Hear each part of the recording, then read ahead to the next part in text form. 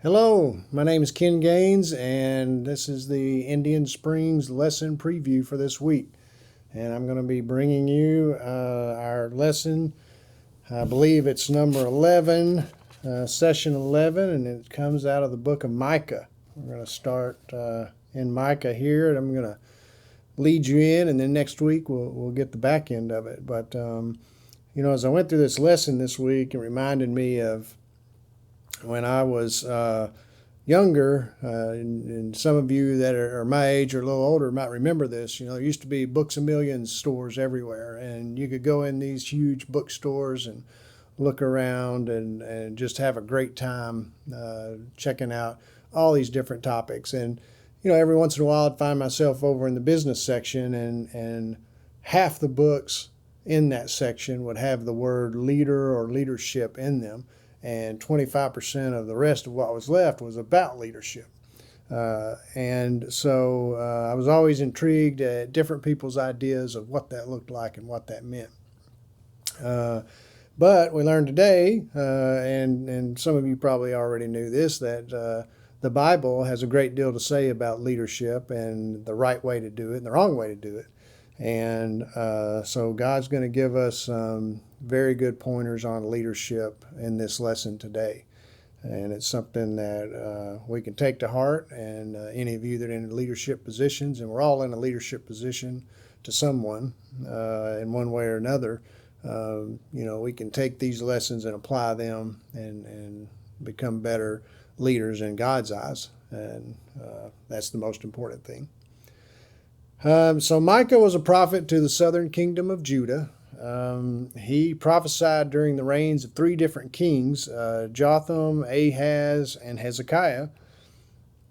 Micah, in his book, laments the spiritual pit that Judah is in, and tells about God's judgment because of that, but also, he tells about God's mercy and the remnant that God's going to protect according to his will. Our lesson today is in chapter 3. That's mostly about the judgment. You're going to get the mercy next week in next week's lesson. So, who are we talking about here? Leaders. Micah has a message for two different types of leaders.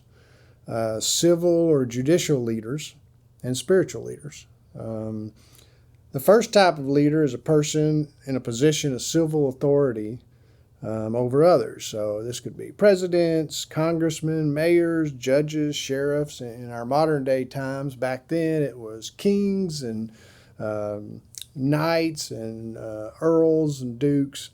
The second type of leader here is a position of spiritual authority. And this could be pastors or teachers like yourself, missionaries, but it could also be anyone that is guiding someone in a function of, the spiritual realm, leading the food pantry, serving food at a compassion ministry. So anything like that puts you in a position of leadership where you're influencing other people in the realm of doing God's work. So for today's application, in modern times, does it matter how these people came into this position? So you might talk to your class about, does it matter if these are elected positions or appointed positions? Because I know there's been a lot of discussion around authority and government, and God does talk to us about that some in the New Testament here. We're going to flip over real fast to Romans, and he's going to give us some good guidelines here. In Romans 13, God tells us why authorities are put in place. He tells us, first of all, authorities are put in place by God. And we like to think of that as God put the good ones in place, and the bad ones just kind of got in there somehow, and he's going to get them out. But that's not the case. God put the good ones and the bad ones in place. It tells us in Romans. So whether they are good or bad really depends on whether God's being sought by the people at that time. We know in Micah's time, God certainly was not being sought by the people during that time. Even when they had good kings, they had a lot of problems, right? Why? Because God was supposed to be their king. There was never supposed to be an earthly king over them in the first place, but that's what they wanted so that they could look and feel like all the people around them. And that was the root of a lot of their issue. But we also learn from Romans 13, why do we have civil leaders in government? What's the point of it? Well, certainly from a logical standpoint, it's so we don't have chaos, but God also gives a very good answer because it says in verses 3 and 4 of Romans 13 that civil leaders are put in place to protect the good and punish the bad.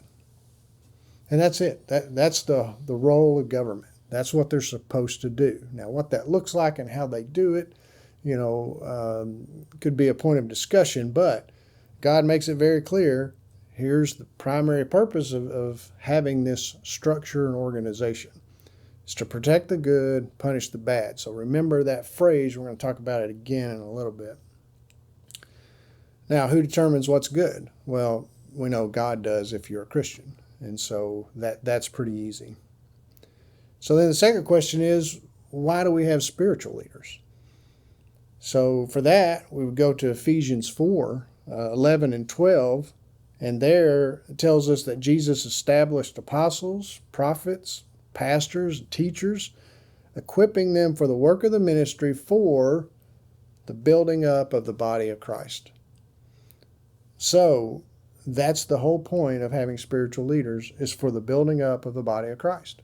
The goal of any pastor or any teacher is to build up the body of Christ. So what's the body of Christ? Well, it's the church. We know that. So again, the Bible makes it pretty clear.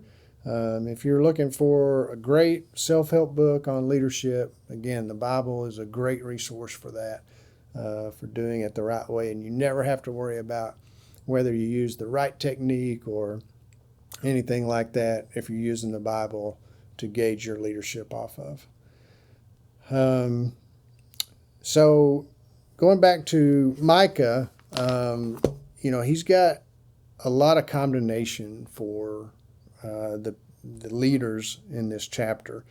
We've already established that the people were not doing the right thing by wanting an earthly king.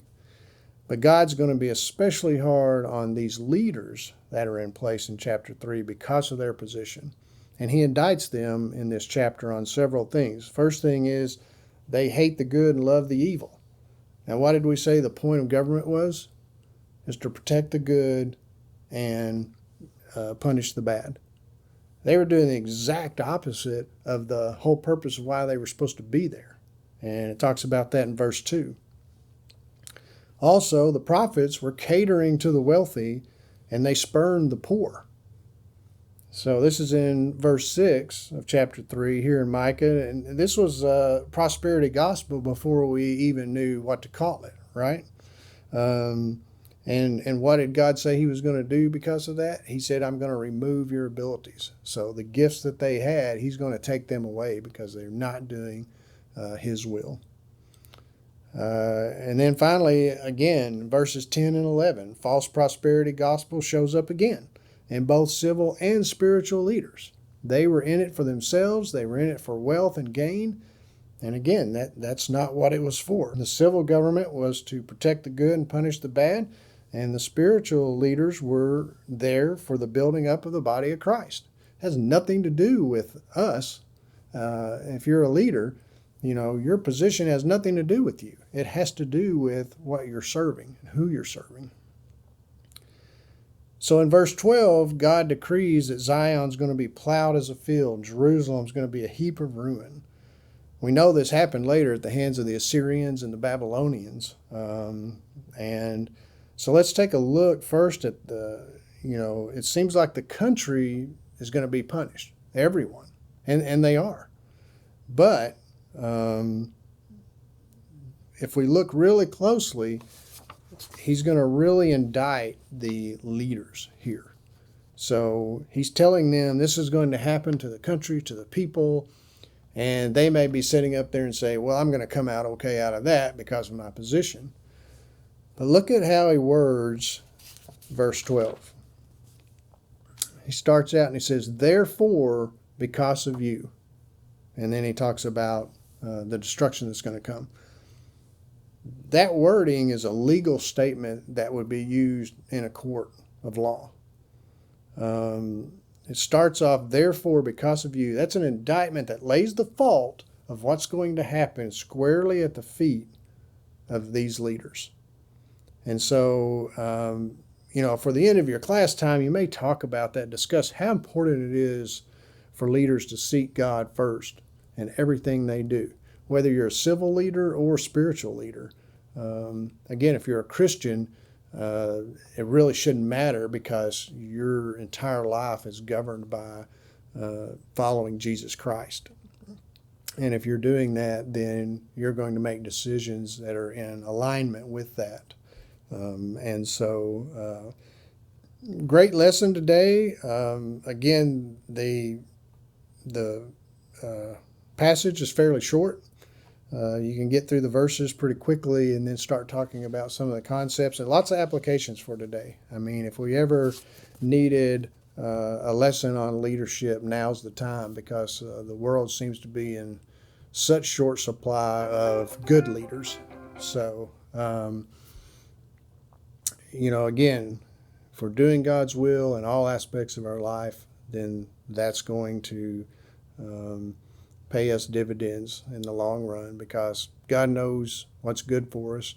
And if we try to follow that, then He's going to bless us for it. So I know you'll have a good class discussion, and hopefully this has been a little helpful for you. Hope you have a great rest of the week, and I'll see you on Sunday.